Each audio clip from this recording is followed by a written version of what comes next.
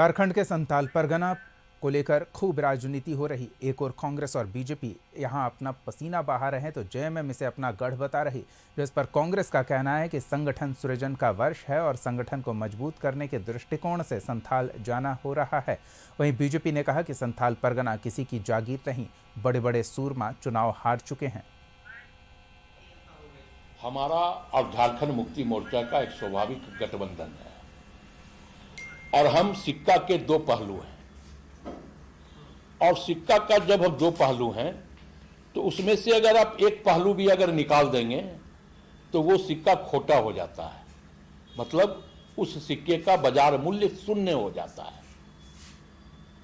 तो ये बात समझे मुक्ति मोर्चा के नेताओं नहीं, किसे क्या आता है ये मैं नहीं जानता।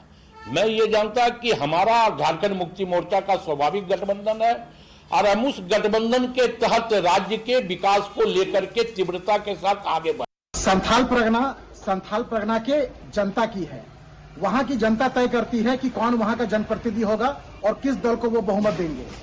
कुछ लोग इस मुगालते में है कि संथाल परगना उनकी बपौती है और उनके किला को वहां ध्वस्त नहीं किया जा सकता है, तो इतिहास को देखने की जरूरत है। इतिहास ने, संथाल परगना की धरती ने भारतीय जनता पार्टी को कई अच्छे परिणाम देने का काम किया है। कई बड़े बड़े सूरमाए, बड़े बड़े नेता वहां से विपक्षी दल के हारने का काम किए हैं, तो ये बताने की आवश्यकता नहीं है। हाँ, लोकतंत्र में वर्तमान परिस्थिति में हमारे अनुकूल वहां परिणाम प्राप्त नहीं हुआ है, लेकिन वहां की जनता जिस तरह से त्रस्त है, जिस तरह से जंगल जमीन का दोहन हो रहा है, जिस तरह से माइंस मिनरल्स का दोहन हो रहा है, वहां के आदिवासी बेटी रोटी माटी बेटी को लेकर वहां के आदिवासी संघर्ष कर रहे हैं। इन सभी मुद्दों को लेकर आने वाले समय बताएगा कि संथाल परगना किसके गले पे माला पहनाते हैं और किसको हाशिए में भेजते हैं। संथाल परगना के